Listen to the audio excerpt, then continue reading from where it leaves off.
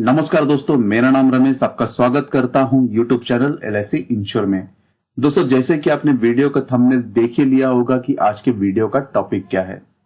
भारत सरकार हमेशा से कुछ न कुछ नई नई सुविधाएं लाता रहा है, लेकिन इस बार भारत सरकार ने 26 जनवरी को टोटल भारत के 10 राज्यों में एक ऐसी सुविधा चालू करने जा रही है जिससे लाखों पेंशन धारकों को इसका सीधा फायदा मिलेगा। अगर इसको एक डिटेल में समझे तो देश के लाखों पेंशनर्स के लिए राहत भरी खबर है।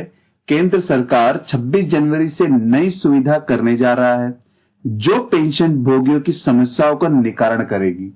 शुरुआती तौर पर इसे 10 राज्यों में शुरू किया जाएगा और बाद में अगर सब कुछ ठीक रहा तो इसे पूरे देश में भी लागू किया जा सकता है।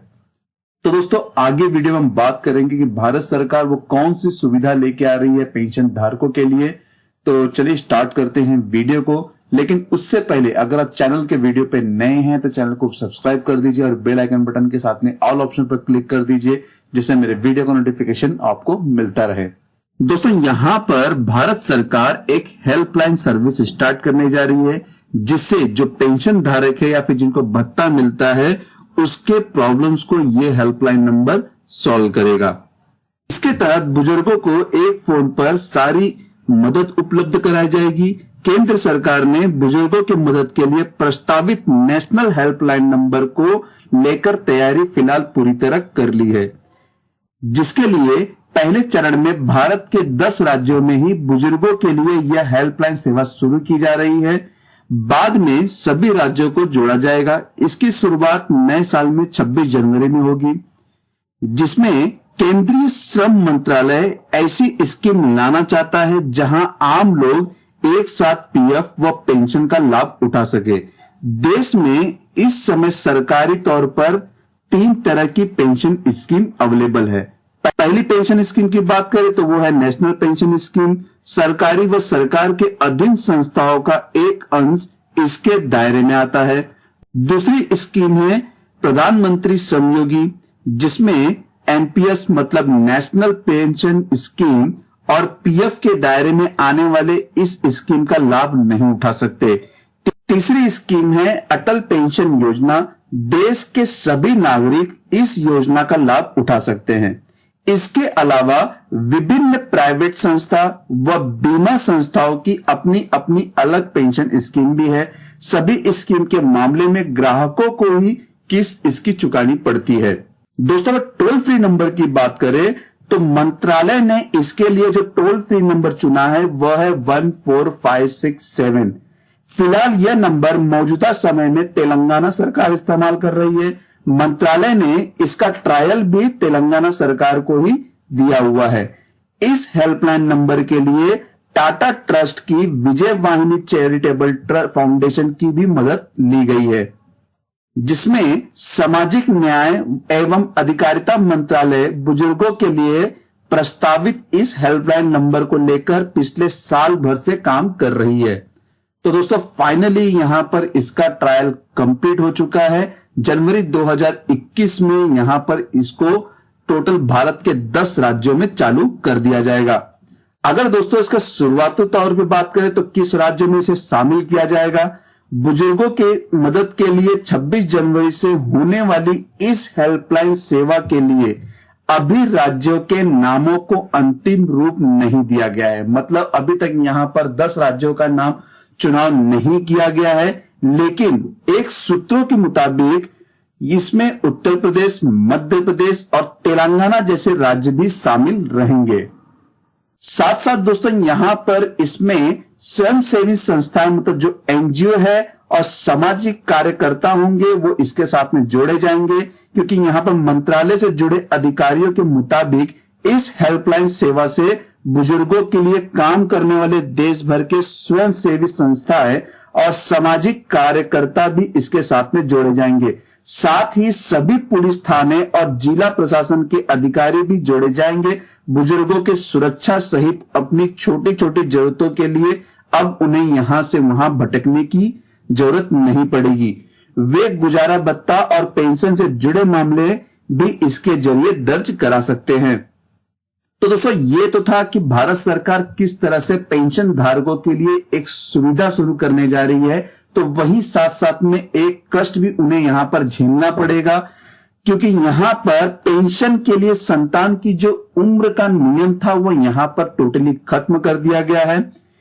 बुढ़ापा पेंशन बनाने की खातिर बड़ी संतान की उम्र 40 होने का जो नियम समाज कल्याण विभाग ने बना रखा था उसे अब पूरी तरह से खत्म कर दिया गया है। इससे बुजुर्गों की परेशानी अब बढ़ने वाली है। वृद्धावस्था सम्मान पेंशन योजना का एक लाभ प्राप्त करने के लिए अब उन्हें जन्म प्रमाण पत्र या फिर मेडिकल प्रमाण पत्र का ही अनिवार्य किया गया है। इससे पहले जिन बुजुर्गों के पास जन्म प्रमाण पत्र से संबंधित दस्तावेज नहीं होते थे, उन्हें बड़े बेटे या बेटी का उम्र 40 वर्ष हो जाता था तो उसका जन्म प्रमाण पत्र लगाने के बाद उनकी पेंशन मिलना चालू हो जाती थी। लेकिन अब जिनके पास उनके जन्म से संबंधित किसी भी तरह का दस्तावेज नहीं है, तो उनके पास केवल मेडिकल कैंप का ही एक विकल्प बचा है। उन्हें मेडिकल कैंप का इंतजार करना पड़ेगा, क्योंकि और सबसे बड़ी बात दोस्तों यहां पर यह भी है कि कई बुजुर्गों के पास अभी तक आयु प्रमाण पत्र नहीं है। समाज कल्याण विभाग निदेशालय ने बुढ़ापा पेंशन बनाने की प्रक्रिया में कुछ बदलाव किया है। इस बदलाव से बुजुर्गों की परेशानी काफी बढ़ सकती है, क्योंकि कई बुजुर्ग ऐसे हैं जिनके पास खुद की उम्र 60 साल होने का कोई प्रमाण पत्र नहीं है।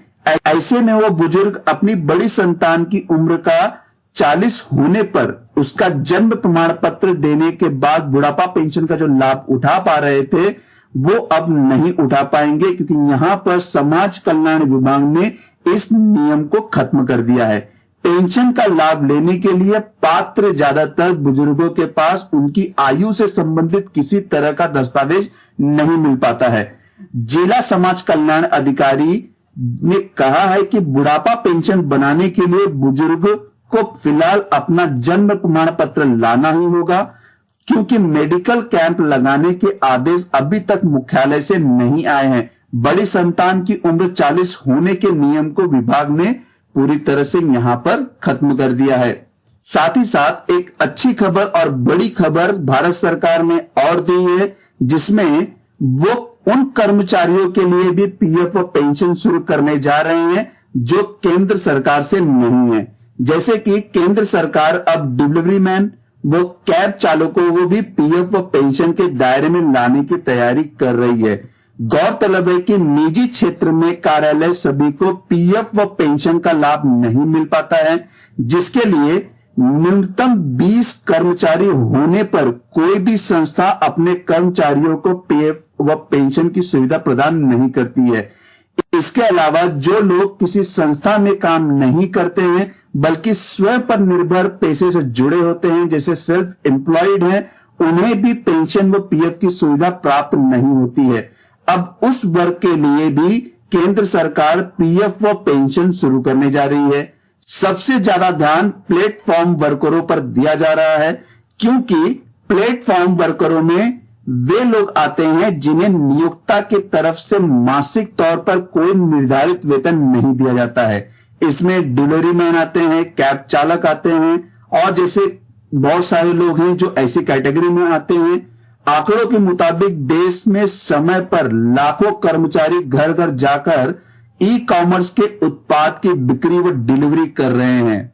तो दोस्तों सबसे अच्छी बात यह है कि भारत सरकार एक नई स्कीम ला रही है उन पेंशन धारकों के लिए जो अपने पेंशन से रिलेटेड क्यूरीज को फोन पर सॉल्व कर सकते हैं। साथ साथ में उनके लिए भी है जो डिलीवरी मैन है या कैब ड्राइवर हैं, जो ऐसी कैटेगरी में आते हैं जो या तो फिर जो सेल्फ एम्प्लॉयड है वो भी पीएफ और पेंशन के लिए अप्लाई कर सकते हैं। वहीं साथ साथ में सबसे बड़ी मुश्किल उन वृद्ध व्यक्तियों के लिए भी है जो जिनके पास उनका खुद का जन्म प्रमाण पत्र नहीं है, क्योंकि यहां पर आज भी ऐसा समय है कि जो व्यक्ति 60 साल से ज्यादा की उम्र का है आज भी उनके पास उनका कोई भी बर्थ प्रूफ नहीं है। लेकिन दोस्तों यहां पर एक अच्छा ऑप्शन यह भी दिया हुआ है कि वो पेंशन धारक मेडिकल सर्टिफिकेट का इस्तेमाल करके पेंशन को पा सकते हैं। मे भी दोस्तों आपको वीडियो अच्छा लगा हो, अगर पसंद आया तो चैनल को सब्सक्राइब कर दीजिए और बेल आइकन बटन के साथ में ऑल ऑप्शन पर क्लिक कर दीजिए, जिससे मेरे वीडियो का नोटिफिकेशन आपको मिलता रहे। धन्यवाद दोस्तों।